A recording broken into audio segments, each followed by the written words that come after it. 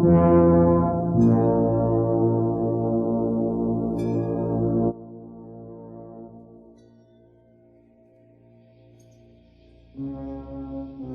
I was thinking to start out maybe providing a framework based around Black Marxism by Cedric J. Robinson might help develop guidance for where to bring this critique to. I think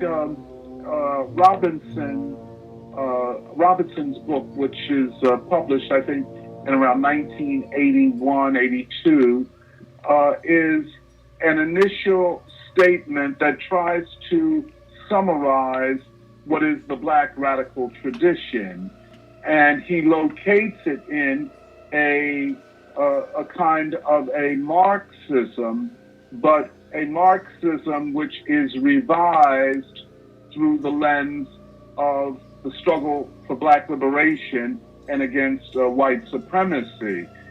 So the exemplars that he uses as models of this are C.L.R. James, W.E.B. Du Bois, and Richard Wright. I think they are important, and I think the way that he situates them is generally accurate. But I think in the over 30 years since its publication, that some new thinking has come forward, especially on the Black radical tradition, and especially on W.E.B. Du Bois. In one of the printed programs, it says something really grand, like, I co-founded Critical Resistance with Angela Y. Davis. Angela and I were two of about 30 people who together started that abolitionist organization. So it wasn't just the two of us, and although I'm always pleased for my name to be linked with the great Angela Y. Davis's, there were a lot of other people involved. If I had the time, I would list them. All right, I am an abolitionist. Abolition. Abolition is a plot against racial capitalism, which is all capitalism, not just some of it. It is a plot in a narrative sense. It is a plot in which the arc of change is always going resolutely toward freedom. It is a plot in a geographic sense.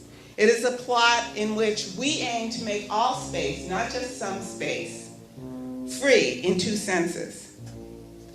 Free in the sense that it cannot be alienated, which is to say sold by anybody to anybody, and free in the sense of non-exclusive. There is no boundary or border that would keep somebody in or keep somebody out. That is abolition, that's the plot, that's my plot. It is an internationalist impulse that is part of what many of us call the Black radical tradition, which is open for all. It's not just for Black people. I think that